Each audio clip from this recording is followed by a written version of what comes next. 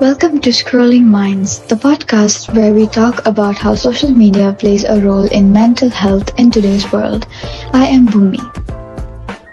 And I am Adam, and in today's segment we'll be looking at how to deal with a critical topic, which is social media platform impact on one's self-esteem using very cool filters of our very own Snapchat, Instagram and TikTok and many more. Today we will be talking about how comparison culture is becoming a huge thing right now, and the way the likes and shares play with the brain's segments. Additionally, we've got a crazy viral story that will show you how strong social media pressure can be. The first segment we're going to be looking at is the comparison trap. So let's begin this segment by addressing the comparison culture trend. How people open their phones, open Instagram, and they look at their influencers and their friends posting pictures of the concerts they go to with their impossible bodies, flawless skin, and crazy parties, and they just feel like they're always left behind in life. Yeah, and it's not like it's all real. Half of them are edited using filters to fit the beauty standards set by these platforms. We all know it's well edited, but that does not stop us from comparing ourselves to a highlight reel of someone's life. It's crazy how even science suggests that more scrolling on social media shows lower self-esteem, especially in teenagers. The more we scroll, the worse we might feel about ourselves. And let's not ignore FOMO. Even if you are doing perfectly fine in life, the idea of seeing others do amazingly well in theirs gives you a fear of missing out on your life. The second segment is about the dopamine effect, likes and validation. Let's discuss how absurd it is that we link the numbers on our screens with the validation and how the small amount of dopamine that comes from the likes affects us. Right? And it's almost like a mini dopamine rush we get from seeing these likes, shares, and comments on our posts, which is the same kind of response sent by the brain when we gamble or take drugs, which is insane. No wonder why people get addicted to social media.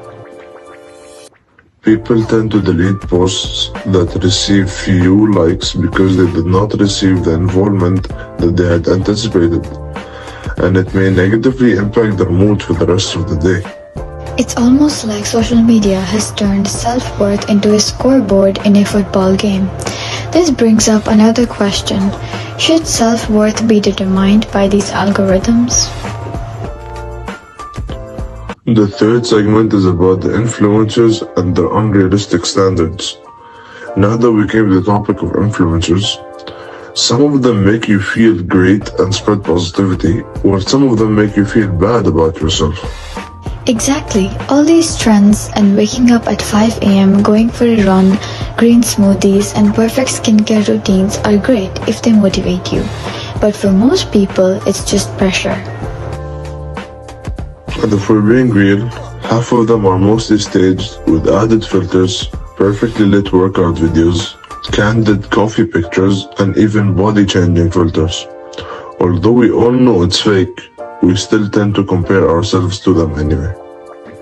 On the topic of being viral, remember that hilarious story of the woman who showed herself being in Paris, but she was actually in her apartment?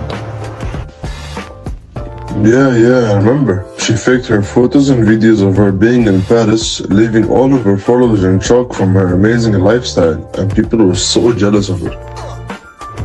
That is a perfect example of how social media ruins the concept of reality.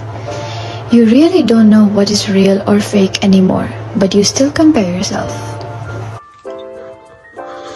So as we near the end of episode 1, what are we taking away from this topic?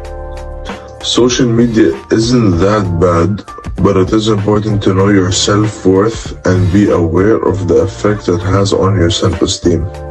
Next time you find yourself looking in awe and wonder at someone's Instagram story, remember that it's just a highlight of their life and it's not how they live every day.